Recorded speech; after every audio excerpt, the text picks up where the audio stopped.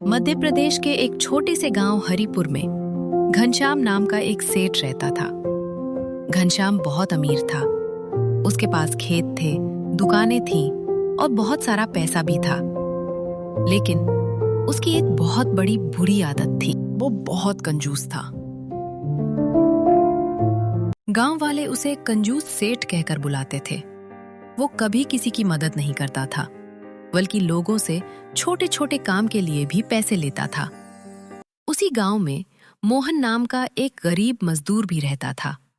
मोहन बहुत मेहनती और ईमानदार इंसान था। वो रोज मेहनत करके अपने परिवार का पेट पालता था। एक दिन मोहन सेठ घनश्याम की दुकान पर काम मांगने पहुंचा।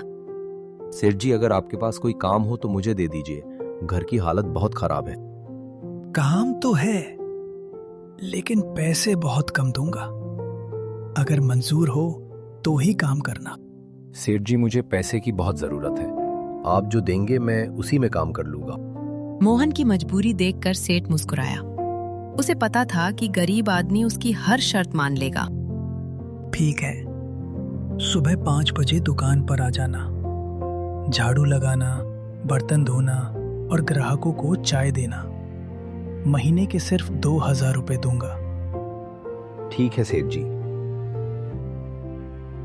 अगले दिन से मोहन काम पर आने लगा। वो सुबह से शाम तक मेहनत करता था, लेकिन सेठ कभी उससे खुश नहीं होता था। एक दिन बहुत तेज बारिश हो रही थी, ठंडी हवा चल रही थी और मौसम बहुत खराब था। मोहन पूरी तरह भीग गया था। सेठ जी, क्या मैं थोड़ी देर चूल्हे के पास बैठ सकता हूँ? बहुत ठंड लग रही है। काम करने आया है या आराम करने? अगर बैठना है तो घर जा। मोहन चुपचाप वापस काम करने लगा। उसके मन में दुख तो था, लेकिन वो कुछ बोल नहीं सका। कुछ दिनों बाद मोहन की पत्नी बीमार पड़ गई। गौरी, तुम्हें क्या हुआ? तुम्हारा चेहरा इतना पीला क्यों लग रहा है? मुझे बहुत कमजोरी लग रही है मोहन। शरीर में बिल्कुल ताकत नहीं है। तुम चिंता मत करो गौरी, मैं अभी डॉक्टर को बुला कर लाता हूँ। नहीं मोहन, डॉक्टर को बुलाने के लिए पैसे कहाँ से आएंगे? घर की हालत तो तुम जानते ही हो। पैसों की चिंता मत कर, मैं सेठ घनश्याम से कुछ पैसे उधार मांग लूंगा। लेकिन मोहन, सेठ बहुत कंजूस है। क्या वो तुम्हें पैसे देगा?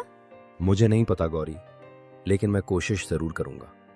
तुम्हारी तबीयत ठीक होना सबसे जरूरी है। भगवान करे सब ठीक हो जाए।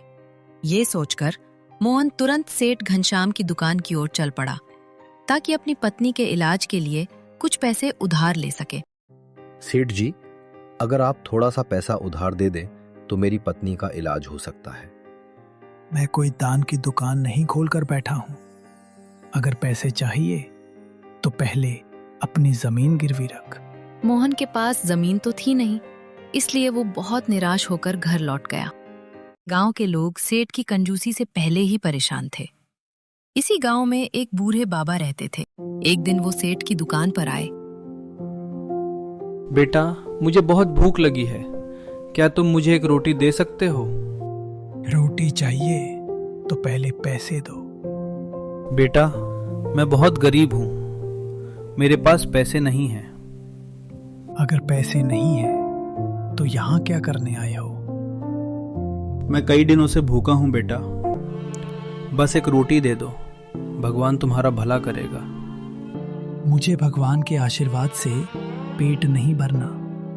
यहाँ हर चीज पैसे से मिलती है। बेटा, इंसानियत के नाते ही सही, एक रोटी दे दो। मैंने कहा ना, मुफ्त में कुछ नहीं मिलेगा। अगर पैसे नहीं हैं तो यहाँ से चले जाओ। ठीक है बेटा, भगवान तुम्हें सद्बुद्धि दे। बाबा उदास होकर वहां से जाने लगे। ये देखकर मोहन को बहुत दुख हुआ। बाबा, आप मेरे घर चलिए, मैं आपको खाना खिला दूंगा। मोहन बाबा को अपने घर ले गया। उसके घर में भी ज्यादा खाना नहीं था, फिर भी उसने अपने हिस्से की रोटी बाबा को दे दी। बाबा मोहन की अच्छाई देखकर बहुत खुश हुए। बेटा, तुम बहुत अच्छे इंसान हो, भगवान तुम्हारी मदद जरूर करेंगे। अरे बाबा, मैंने तो बस इंसानियत निभाई है। याद रखना बेटा, अच्छे कर्म का फल जरूर मिलता है। बस बाबा, आप आशीर्वाद देते रहिए।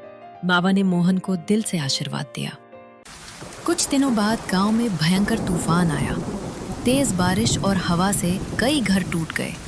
सेठ घनश्याम का बड़ा गोदाम भी उसी तूफान में गिर गया। उसके सारे अनाज के बोरे भीग गए और बहुत नुकसान हो गया। अरे, मेरा सारा अनाज खराब हो गया। अब मैं क्या करूं? सेठ मदद के लिए गांव वालों के पास गया। भाइयों, मेरी मदद कर दो।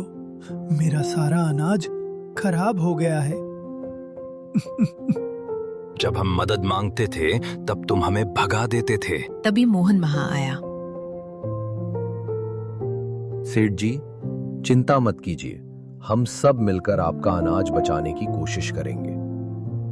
भाइयों, सेठ जी मुसीबत में हैं, हमें उनकी मदद करनी चाहिए। अगर हम सब मिलकर काम करें तो उनका बहुत सा अनाज बच सकता है।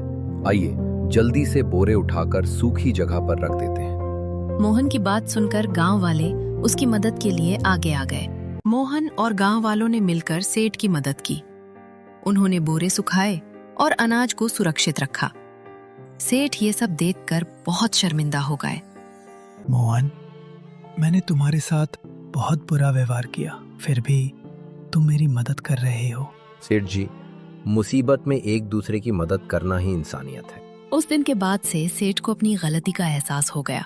आज से मैं कंजूसी छोड़ दूंगा और जरूरतमंद लोगों की मदद करूंगा। धीरे धीरे सेठ बदल गया। अब वो गरीबों को खाना देता था और जरूरतमंदों की मदद भी करता था।